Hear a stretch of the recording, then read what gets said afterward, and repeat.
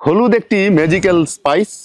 সারা পৃথিবীতে তথা আমাদের বাংলাদেশে একজন মানুষও এমন খুঁজে পাবেন না যে হলুদ ব্যবহার করেনি।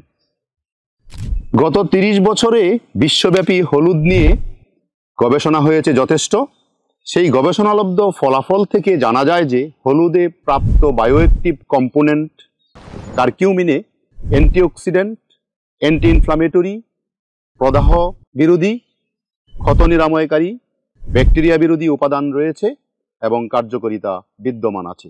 সহজ করে বলা যায় কারকিউমিন পেটের সমস্যা, শ্বাসকষ্ট, আর্থ্রাইটিস, ম্যালিগন্যান্ট ডিজিজ, এমনকি ক্যান্সার বা কার্সিনোমা প্রতিরোধেও বেশ কার্যকরী ভূমিকা পালন করে। আমরা সাধারণত রূপচর্চার জন্য কাঁচা হলুদ খাই। আপনি কি জানেন সেই কাঁচা হলুদ আপনার দেহে কতটুকু অ্যাবজর্ব হয়? কারণ কাঁচা হলুদে কারকিউমিন থাকে। সেই কারকিউমিন সরাসরি যদি শুধু কারকিউমিন খান তাহলে সেটা অ্যাবজর্পশনের পরিমাণ খুব কম হয়। কিন্তু এই কারকিউমিনের সাথে যদি গোলমরিচের নির্যাস দেওয়া হয় তাহলে সেটার অ্যাবজর্পশন রেটটা প্রায় 2000 গুণ বৃদ্ধি পেয়ে যায়। সুতরাং আপনারা যে কারকিউমিনটা গ্রহণ করছেন বা কাঁচা হলুদ খাচ্ছেন সেটা অ্যাবজর্ব কতটুকু হচ্ছে সেটার দিকে যেমন বিবেচনা করা উচিত।